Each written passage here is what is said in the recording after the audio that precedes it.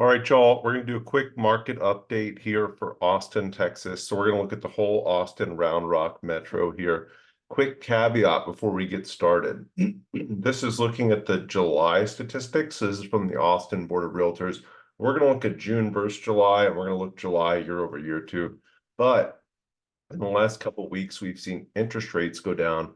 We've seen activity pick up quite a bit. So my team lists a lot of real estate here in Austin. We had 17 listings at the beginning of the month.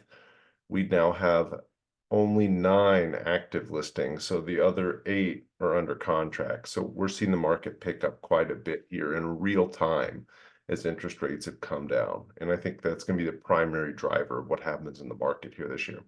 So looking at the sales price here really quick before we get started too far, sales price is flat. And I know I get that question all the time is, where are prices going? So if you look at month over month here, and I'm going to share my screen in just a second.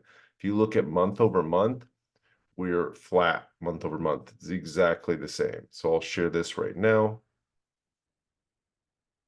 And you can see we are looking here at June versus July, and then we can also see the year over year stats. So what happened last year in June or what would happen last year in July. So sales price is flat, 450,000. Again, that's the whole Austin Round Rock MSA. That's Georgetown down through St. Marcus.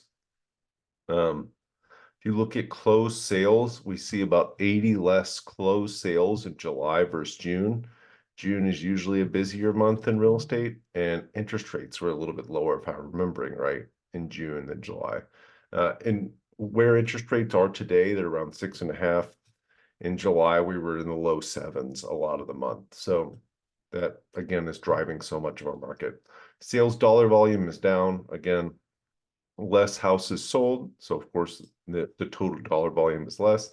Months of inventory is slightly up. Now, remember, months of inventory is how we measure supply and demand in real estate. Over 6 months is a technical buyer's market, where Austin has been the last few years before the pandemic, before the 2020 rush or craze, because of really low interest rates, a big part of it was around 3 months of inventory. So we're right at 5 right now. We're not quite at a buyer's market. We're as close to a buyer's market as we've been in a really, really long time. New listings, more than 500 less new listings came to the market in July versus June. About the same as last year around this time. Active listings were up year over year about 20%, but we're actually down month over month. So you can see that trend is going down of active listings on the market. We had over 13,000 in June. We're sitting around 12,600 in July. So I think we will continue to see that can keep going down. If interest rates go down faster than they are right now, I think we're going to see that speed up. Pending sales, of course, that's down. Less homes sold, less homes are under contract to sell. So that's down right around 250 month over month. It's down about 5% year over year. But the average days on market, so this is how long a home spends on the market, it's actually down in July versus June. It's only up 4 year over year, 4 days year over year. The average close to list price is down month over month. And it's about the same as it was last year this time. So again, we are seeing, of course, the market is so interest rate sensitive. And one of the big reasons why is I was looking at the mortgage on, or the average $500,000 house. If the rate goes down just 1%, it goes down on average about $300 a month. So for every 1% on an average home, it's down around $300 to $400 a month. Depends on the property taxes on that home too, but it's going to change how much you're paying every month just because of the interest rate. But if we continue to see interest rates go down, I think the market's going to pick back up. Personally, by no means think we're going to see any of the sort of hysteria that we saw in 2021. I don't want to see that again anyways. It was not a fun time to help people try to buy homes. It was just so disappointing having to put so much more money down, having to go so much further above and have unreasonable terms when you're trying to buy. But again, interest rates affect your payment so much.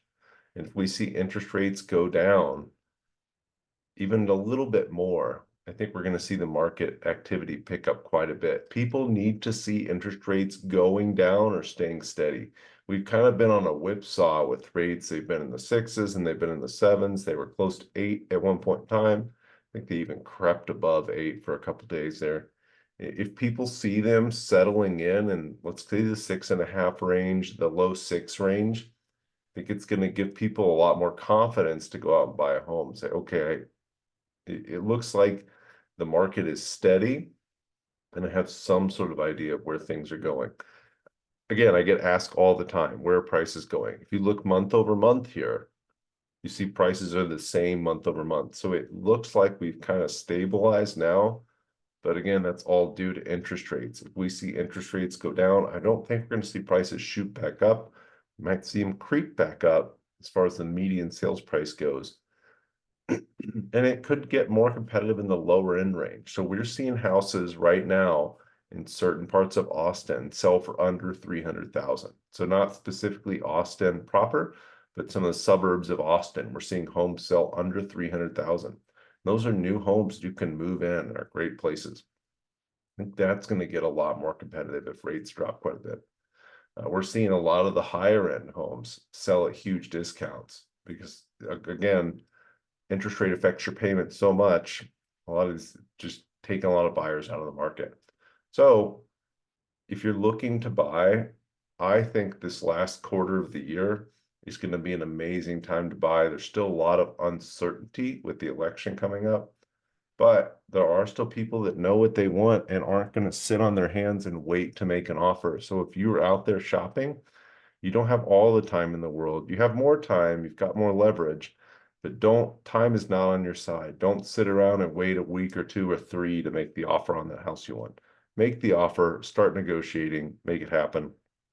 Again, if rates go down, it's going to get a lot more activity here in the market, and that's going to be more difficult. So take advantage while you can. If you're a buyer out there, if you're a seller, again, we're seeing homes sell. You got to price them right. You got to make them look great. That's always what you need to do.